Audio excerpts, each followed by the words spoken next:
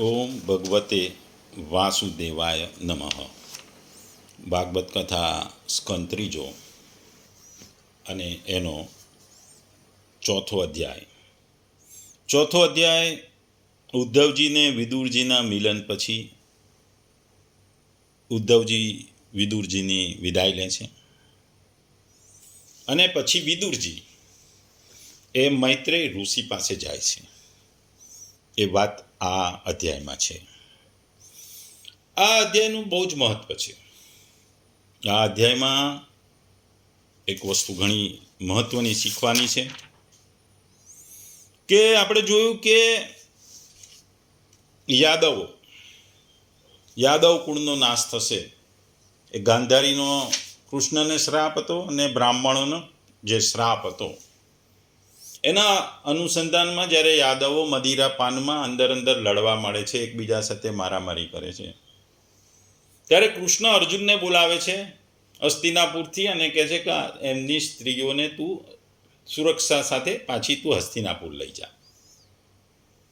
એ દરમિયાન ઘણી બધી ઘટનાઓ બને છે અને કૃષ્ણ કંટાળીને જ્યારે એક વૃક્ષ નીચે બેઠા હોય છે અને વૃક્ષમાં એમનું જે દિવ્ય વિશુદ્ધ સત્વમ અત્યંત સુંદર સામળું શરીર સૌને દેખાતું હોય છે, 4 ભુજાઓ, રેશમી પિતાંબર, આપણે સૌ જોઈ લે છે. ઉદ્ધવજીએ પણ એ જોયું હતું.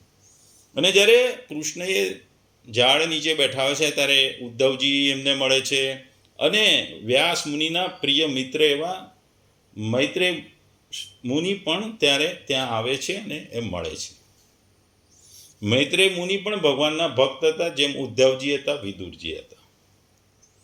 પણ આખા યાદવ કુળનો વંશનો નાશ થાય છે છતાં પણ ઉદ્ધવજી જીવતા રહે છે. ઉદ્ધવજી જીવે છે અને ભગવાન તેમને બદ્રીનાથ ધામ જવાની આજ્ઞા કરે છે. એની પાછળનું કારણ શું છે? આપણે જોયું કે સામાન્ય રીતે સમાજમાં રાજા પોતાના પુત્રોને વારસામાં ગાદી આપે છે. મોટા બિઝનેસમેન હોય, વેપારી હોય, એ પોતાનો ધંધો પોતાના બાળકોને, પોતાના પુત્રોને, પુત્રીને વારસામાં આપતા હોય છે. અહીં ભગવાને યાદવ કુળનો નાશ તો થવા દીધો, પણ એમાં માત્ર ઉદ્ધવજીને જીવતા રાખ્યા. ઉદ્ધવજી એમના સન, એમના પુત્ર નહોતા, કશું જ નહોતું, છતાં એમણે જીવતા રાખ્યા. અને એમના પુત્રોનું પણ મોત થયું. કૃષ્ણના પુત્રોનું પણ જે મોત થાય છે. આપણે આ વાતને જો ઊંડાણમાં સમજીએ તો કે જ્યારે સોલોમન નામનો રાજા હતો, ખૂબ જ જાણીતો હતો, જૂના જમાનામાં હતો. એ ખૂબ જ સરસ રાજા હતો, પણ એણે વારસામાં રેહોબોમ નામના એમના સનને ગાદી આપી.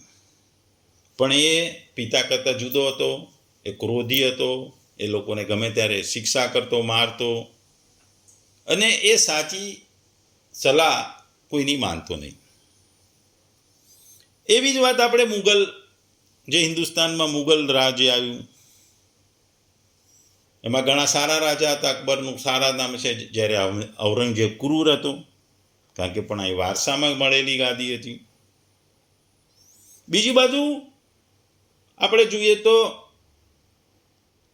કન્ફ્યુશસ એ એક સારામાં સારો ટીચર હતો, પણ એની વિદ્યા એના પુત્રોમાં ના ગઈ, પણ એના સ્ટુડન્ટે એને ફોલો કરી. યાન હુઈ નામના સ્ટુડન્ટે કરી.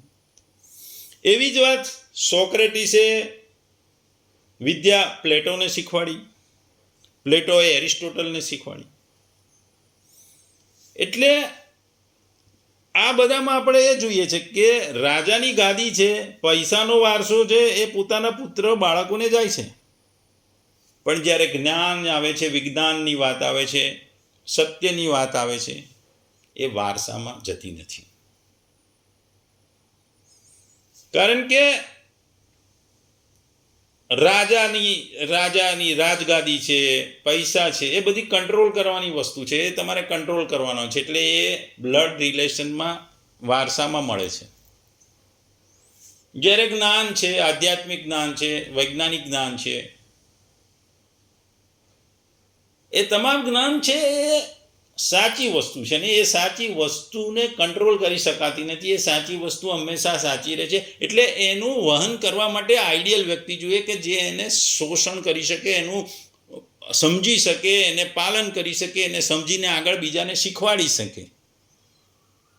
એટલે જ્ઞાન છે, વિજ્ઞાન છે કે ધર્મ છે, એ સાચી વસ્તુ છે, ટ્રુથ છે. એટલે એનું વહન વારસામાં થતું નથી.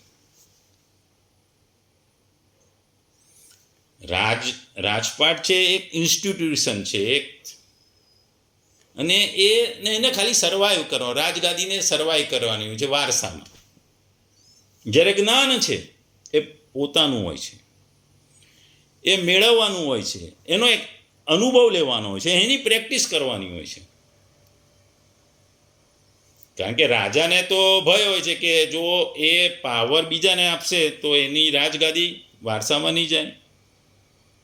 પણ સામે જ્ઞાન માટે શિક્ષક સારા વિદ્યાર્થીને વધારે જ્ઞાન આપે છે, કારણ કે એને ખબર છે કે આ જ્ઞાન એને ઉતારશે અને એનું આગળ વહન કરી બીજાને શીખવાડશે. આટલા આધુનિક જમાનામાં જો કે સ્ટીવ જોબ્સની છોકરી છે, એ એપલમાં નથી, કારણ કે એની કેપેબિલિટી નથી, એ ડિપેન્ડન્ટ નથી, એટલું નોલેજ નહોતું. પણ બીજી બાજુ બ્રિટનમાં રાજાશાહી હજુ ચાલુ છે, મોનાર્કી હજુ ચાલુ છે. એટલે પૈસા છે, રાજગાદી છે, એ બ્લડ રિલેશનમાં ટ્રાન્સફર થાય છે, કારણ કે એ કંટ્રોલ થાય એવી વસ્તુ છે. જ્યારે જ્ઞાન છે, જે સત્ય છે, એ ટ્રાન્સફર નથી થતું, કારણ કે એના પર મેરિટનો આધાર હોય છે, કારણ કે એ સાચી વસ્તુ છે. એટલે અહીં ભગવાને યાદવ વંશનો નાશ કર્યો ત્યારે પોતાના પુત્રોનો પણ નાશ કર્યો, પણ એમણે ઉદ્ધવજીને જીવતા રાખ્યા અને ઉદ્ધવજીને આદેશ કર્યો કે તમે બદ્રીનાથ જઈ, તમે ત્યાં બદ્રીનાથ જાઓ. કારણ કે કૃષ્ણને ખબર હતા કે મારા ગયા પછી ઉદ્ધવજી જ મારા જ્ઞાનને ગ્રહણ કરવામાં સાચા અધિકારી છે. એ સમયમાં એ આત્મજ્ઞાનીઓમાં એ સર્વશ્રેષ્ઠ છે અને એ સત્યના ચાહક હતા. અને કૃષ્ણ ઘણીવાર એમની સાથે વાદ વિવાદો કરી અને એમની પાસે સલાહ પણ લેતા હતા. એટલે ઉદ્ધવજી એમનાથી કોઈ ઉતરતી કક્ષાના નહોતા, ઊણા નહોતા અને પાછા આત્મજયી હતા, અને વિષયોથી ક્યારે તેઓ વિચલિત નથી થયા. એટલે એમણે ખબર પડી કે એમને થયું કે મારા જ્ઞાનનો બોધ એમને હું આપીશ તો એ આખી દુનિયામાં ફેલાવશે. એટલે ભગવાને એમને જીવતા રાખવા બદ્રીનાથ જવાની આજ્ઞા આપી કે ત્યાં જઈ તે સમાધિ યોગ વડે ભગવાનની શ્રી હરિની આરાધના કરે. પછી ભગવાને પોતાની લીલાઓ, પોતાના શિવવિર્ગ જે પ્રકટ કર્યો હતો અને એ લીલાઓથી તેઓ અંતર ધ્યાન કરી ગયા. એમની લીલાઓ સમેટી લીધી, પૃથ્વી પર એમની જે લીલા કરવાયા તે પૂરી થઈ, એટલે અંતર ધ્યાન થઈ ગયા. એટલે જ્ઞાન છે, સત્ય છે, એ વારસામાં નથી મળતું, કારણ કે એને પચાવવું અઘરું છે, એને સમજવું અઘરું છે, એને સમાજમાં ઉતારવું અઘરું છે, અને લોકોને સમજાવવું પણ અઘરું છે, કારણ કે કંટ્રોલવાળી વસ્તુ નથી. જ્યારે રાજગાદી છે, પૈસા છે, ધંધો છે, બિઝનેસ છે, એ કંટ્રોલવાળી વસ્તુ છે, એટલે એ વારસામાં જાય છે. એટલે ભગવાને ઉદ્ધવજીને આના માટે પસંદ કર્યા, એટલે ઉદ્ધવજીને જીવતા રાખ્યા. અને ઉદ્ધવજી પૂર્વ જન્મમાં વસુ હતા. વિશ્વની રચના કરનાર પ્રજાપતિ વસુઓના યજ્ઞમાં એમને ભગવાનને પામવાની ઈચ્છા વ્યક્ત કરી હતી અને આરાધના કરી હતી. એ આરાધનાને કારણે આ જન્મમાં એમણે ભગવાન જોડે મિત્રતા થઈ હતી. આ જન્મમાં ભગવાન સાથે મિત્રતા થઈ એટલે ભગવાનને પામ્યા, એટલે આ એમનો છેલ્લો જન્મ હતો, કારણ કે એમણે ભગવાનની કૃપા પ્રાપ્ત કરી હતી. એટલે ભગવાને પામ્યા હતા, એટલે એમનો આ છેલ્લો કાળ હતો. એટલે ભગવાને એમને પોતાના જે વિચારો છે, જેમની જે જ્ઞાન છે એમને આપ્યું. જે પૂર્વકાળમાં ના આરંભે જ્યારે નાભિકાળ પર બેઠેલા બ્રહ્માને પોતાના મહિમાને પ્રગટ કરતા શ્રેષ્ઠ જ્ઞાનનો જે ઉપદેશ ભગવાને કર્યો હતો, જેને લોકો આપણે ભાગવત કહીએ છીએ, એનું જ્ઞાન ભગવાને ઉદ્ધવજીને આપ્યું. એટલે ઉદ્ધવજી કહે છે વિદુરજીને કે મારા પર ભગવાનની ખૂબ જ કૃપા હતી, મારે ભગવાનની સેવા કરવી હતી, મારે સંસારના ધર્મ, અર્થ, કામ, મોક્ષ આ ચારેમાંથી કોઈ પણ વસ્તુ જોતી નથી, ઈચ્છા પણ નથી, એમની કોઈ કામના નથી. એટલે ભગવાનની હું સેવા કરવા માટે તરસતો હતો, છતાં ભગવાને મને કીધું કે તમે બદ્રીનાથ જાઓ. કારણ કે પ્રભુ તો આપણે નિષ્પૃહ છતાં કર્મ કરતા હતા, અજન્મા હોવાથી જન્મ લીધો હતો, કાળ હોવા છતાં પણ શત્રુના ભયથી ભાગેલા, દ્વારકાના કિલ્લામાં સંતાઈ ગયા હતા, સ્વત્મારામ હોવા છતાં પણ 16,000 પત્નીઓ સાથે એમણે રમણ કરેલું હતું. આ બધી ભગવાનની એક અદ્ભુત લીલાઓ હતી કે જેને જોઈને વિદ્વાનોનું પણ બુદ્ધિ ભરમાઈ જાય, વિદ્વાનો પણ ચકડોળે ચડી જાય. એટલે ઉદ્ધવજી કહે છે કે આપનું સ્વરૂપ જ્ઞાન સર્વતા અકુટિત ને અખંડ છે, તો પણ આપ સલાહ લેવા મને બોલાવી ભોળા માણસની જેમ ખૂબ સાવધાનીપૂર્વક મારો જે અભિપ્રાય પૂછતા રહ્યો છો, આ જ વસ્તુ મને મંત્રમુગ્ધ કરી દે છે અને હું તમારી પર મોહી જાઉં છું. હે ભગવાન, પોતાના સ્વરૂપનું ગૂઢ રહસ્ય પ્રગટ કરનારનું શ્રેષ્ઠ અને સંપૂર્ણ જ્ઞાન જે બ્રહ્માજીએ બતાવ્યું હતું, તે જો મારે સમજવા યોગ્ય હોય તો પણ મને સંભળાવો, જેથી હું આ દુઃખરૂપી સંસાર સાગરમાં આ તમારા જ્ઞાનની નાવડીથી સુગમતાથી પાર થઈ જાઉં. એટલે ભગવાન ઉદ્ધવજીને અને મૈત્રેયજીને જ્ઞાન આપે છે. એટલે ભગવાને ઉદ્ધવજીને બદ્રીનાથ મોકલવાની વાત કરી હતી, કારણ કે ત્યાં નર અને નારાયણ નામના 2 ઋષિઓ રહેતા હતા અને કેટલાય સમયથી દીર્ઘકાળથી એ તપ કરી રહ્યા હતા. એટલે નર નારાયણ એટલે કૃષ્ણ અને અર્જુન કહેવાય છે, રામ અને લક્ષ્મણ કહેવાય છે. એટલે આ તપ કરવા માટે આ 2 ઋષિઓની નજીક મોકલવા ભગવાને, નર નારાયણની જોડે મોકલવા ભગવાને ઉદ્ધવજીને બદ્રીનાથ મોકલ્યા. પછી જે કથામાં ચાલતી છે એમાં સુખદેવજી આગળ કહે છે કે ઉદ્ધવજીના મોઢેથી મુખેથી પ્રિય બાંધવોના વિનાશના અસહ્ય સમાચાર સાંભળી વિદુરજી જે પરમ જ્ઞાની હતા એમને મનમાં શોક થયો, પણ એમણે પોતાના જ્ઞાન વડે એ શોકને શમન કર્યું. ભગવાન શ્રી કૃષ્ણના સર્જનોમાં મુખ્ય મહાભાગવત ઉદ્ધવજી જ્યારે બદ્રીનાથાશ્રમ ભણી ઝંકડ્યા, ત્યારે કુરુઓમાં શ્રેષ્ઠ એવા વિદુરજી શ્રદ્ધાપૂર્વક ઉદ્ધવજીને પૂછે છે, ઉદ્ધવજીને કહે છે કે ઉદ્ધવજી, આ યોગેશ્વર ભગવાન શ્રી કૃષ્ણએ પોતાના સ્વરૂપના ગૂઢ રહસ્યને પ્રગટ કરનારું જે પરમ જ્ઞાન આપને કહ્યું હતું તે આપ અમને પણ સંભળાવો, કારણ કે ભગવાનનો સેવક તો પોતાના સેવકોનું કાર્ય સિદ્ધ કરવા માટે જ વિચરણ કરતો હોય છે. વિદુરજીના પ્રશ્નના જવાબમાં ઉદ્ધવજી કહે છે કે જે તત્વજ્ઞાન માટે તમારે મુનિવર મૈત્રેયજીનું આરાધના કરવું જોઈએ. આ મૃત્યુલોક છોડતી વખતે મારી સામે સ્વયં ભગવાને જ તમને ઉપદેશ કરવાની આજ્ઞા એમને આપી હતી. અહીં સમજવા જેવું છે, ભગવાન પોતાના ભક્તોને જ્ઞાન આપે છે અને એની વ્યવસ્થા પણ કરે છે.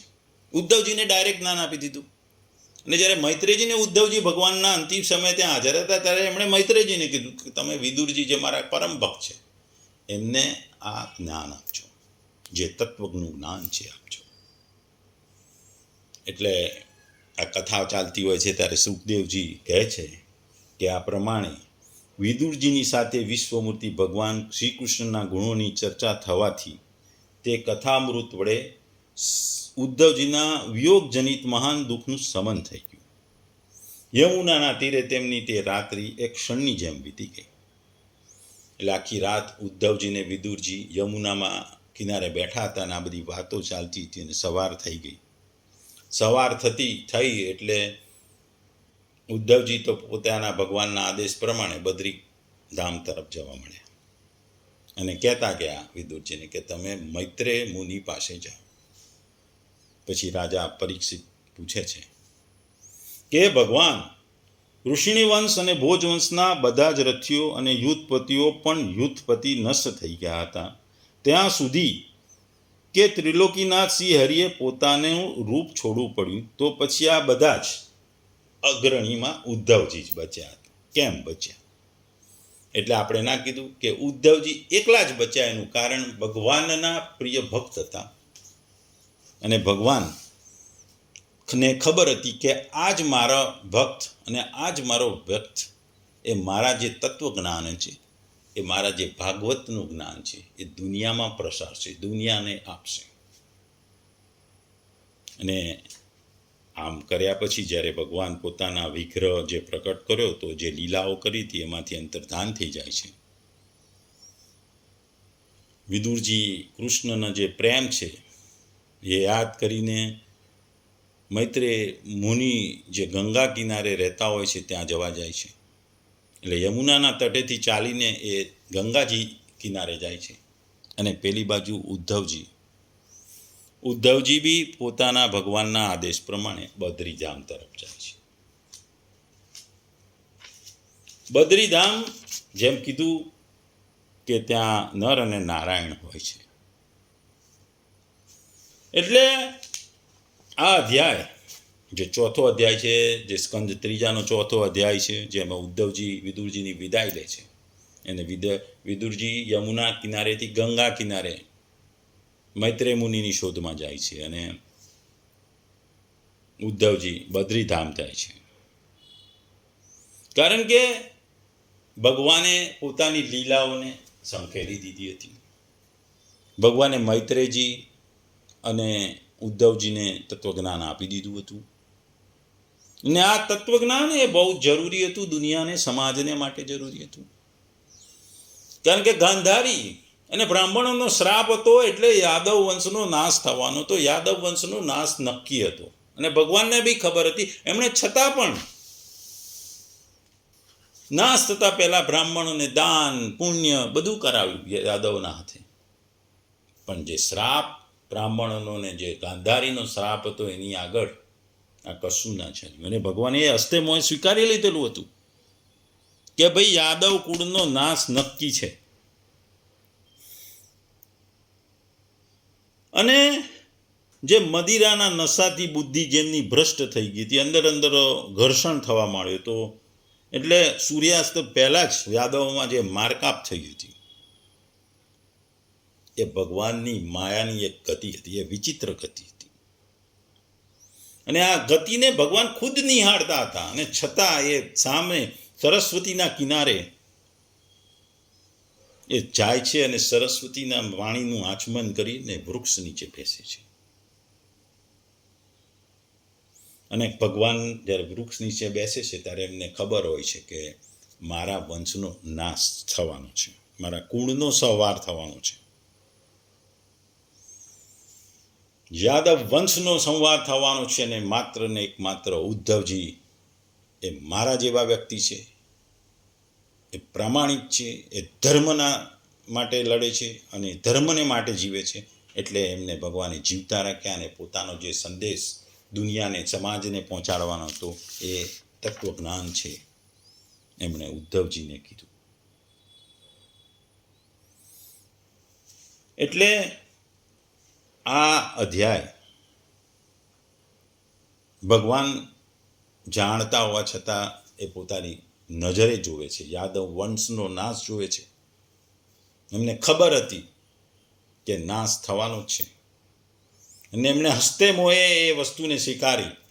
ભલે ત્રિલોકી નાથ હતો, એ ભલે જગતનો નાથ હતો, પણ એ શ્રાપથી એ મુક્ત ના કર્યા અને ના કર્યા. એટલે જ આ અધ્યાયનું બહુ જ મહત્વ છે. જિંદગીમાં પણ તમે જુઓ તો જ્ઞાન બહુ મહત્વનું છે. આપણે ભણતા હોઈએ તો આપણને ખબર હોય છે કે સ્કૂલમાં કે કોલેજમાં આપણે ભણતા હોઈએ તો શિક્ષક દરેક વિદ્યાર્થીને સરખું ભણાવે છે,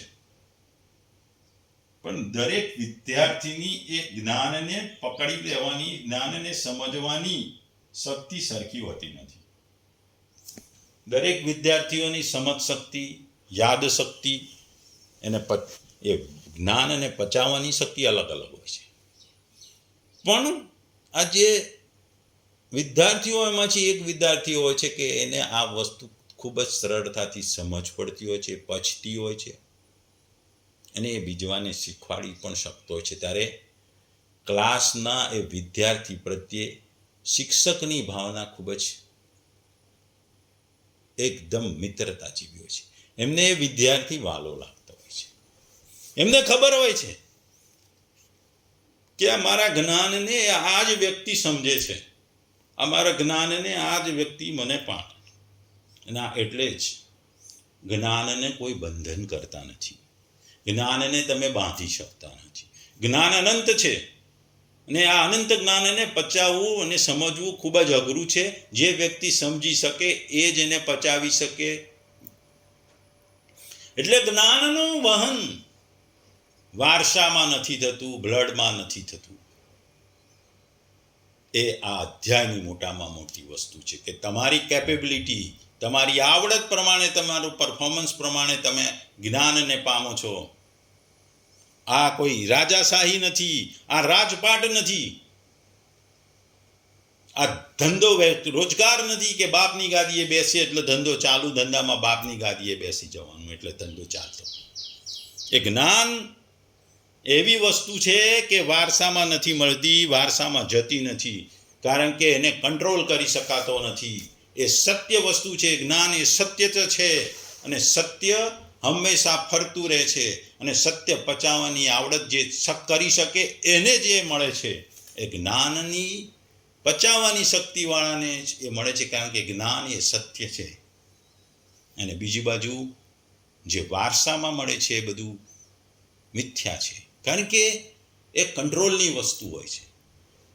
આજે બાપ પિતાએ સ્કૂલ બનાવી, સ્કૂલને ખાલી એટલી કંટ્રોલ કરવાની હોય, એટલે શું થાય કે સ્કૂલ પિતા પછી એનો પુત્ર ચલાવે. આજકાલ તો આપણે રાજકારણમાં જોઈએ છે, પોલિટિકલ પાર્ટીઓ બને, એમાંય વારસામાં મળી જાય. આજે એક પાર્ટીનો પ્રમુખ જેણે બનાવ્યો હોય એ પ્રમુખ હોય, પછી પોતાની ઉંમર થાય એટલે પછી પોતાના પુત્રને એ પાર્ટીનો પ્રમુખ બનાવે. કારણ કે પાર્ટી, એ પોલિટિકલ પાર્ટી એ કંટ્રોલની વસ્તુ છે, એ કંટ્રોલ થાય એવી વસ્તુ છે. એમાં જ્ઞાનની આપલે નથી હોતી. એમાં બસ તમારે નિયમો હોય અને નિયમો પ્રમાણે કામ કરવાનું અને કરાવવાનું હોય. એટલે એનું એક લિમિટેડ એરિયા હોય, એમાં એને બાંધી રાખવાનું હોય. એટલે એ વારસામાં જાય, એ વારસામાં મળે, એ ગાદી તૈયાર વારસામાં મળે. પણ જ્ઞાનને તમે બાંધી શકતા નથી, કંટ્રોલ કરી શકતા નથી, કારણ કે કંટ્રોલ કરવું એ તમારા માટે ખૂબ જ અઘરું છે. એટલે કંટ્રોલ કરવાનું અઘરું હોવાથી જ્ઞાન એટલે કે સત્ય, એને જે તમે બાંધી નથી શકતા કે તમે એને એક લિમિટમાં નથી કરી શકતા, એટલે એ વારસામાં મળતું નથી. આપણે જોઈએ છે કે પોલિટિકલ પાર્ટીમાં પિતા ધારાસભ્ય બને પછી પોતાનો પુત્ર બને છે, પણ સાયન્ટિસ્ટમાં એવું નથી બનતું, સેનાના અધિકારીઓમાં નથી બનતું, વૈજ્ઞાનિક બનવામાં નથી હોતું, કે જેણે વૈજ્ઞાનિક બન્યા હોય તો એનો છોકરો વૈજ્ઞાનિક બને, એ શક્ય નથી, કારણ કે એમાં તમારે જ્ઞાનની કિંમત હોય છે. એટલે ઇતિહાસમાં આપણે જોયું છે કે જે પાવર છે એ વારસામાં જાય છે. પાવર પણ વિઝડમ, ડિસિપ્લિન, ટ્રુથ એ વારસામાં નથી જતું. કારણ કે એ નોલેજ છે, એ વિઝડમ છે, એ ડિસિપ્લિન છે. એ તમારે મેરિટ ઉપર હોય છે, એ તમારી મહેનત ઉપર હોય છે, તમારી ક્યુરિયોસિટી એટલે કે તમારે એને શીખવાની ધગશ ઉપર હોય છે. એટલે આ બંને વસ્તુઓ અલગ છે. વારસાથી મળતી વસ્તુઓમાં રિસ્ક પણ હોય છે, કારણ કે બાપ જેવો બેટો ના પણ હોય. બાપા સારા હોય ને બેટો કરપ્ટવાળો હોય, ધૂની હોય, એકદમ ક્રૂર હોય. પણ જ્યારે જ્ઞાનનું વહન થાય છે એમાં એવી કોઈ રિસ્ક ફેક્ટર નથી હોતું, કારણ કે જ્ઞાની પાસેથી જ્ઞાની પાસે જ જાય છે. એ પિતા તરફથી પુત્ર તરફ જતો નથી, કારણ કે જ્ઞાનને કોઈ સીમા નથી. જ્યારે રાજગાદી છે કે પૈસા છે કે વેપારની એક સીમા હોય છે, એટલે એને કંટ્રોલ કરી શકાય છે, એટલે એ વારસામાં જાય છે. જ્યારે જ્ઞાનની કોઈ સીમા નથી, અખૂટ છે, અનંત છે, એટલે એને કોઈ બાંધી શકતું નથી, એટલે એ વારસામાં જતું નથી.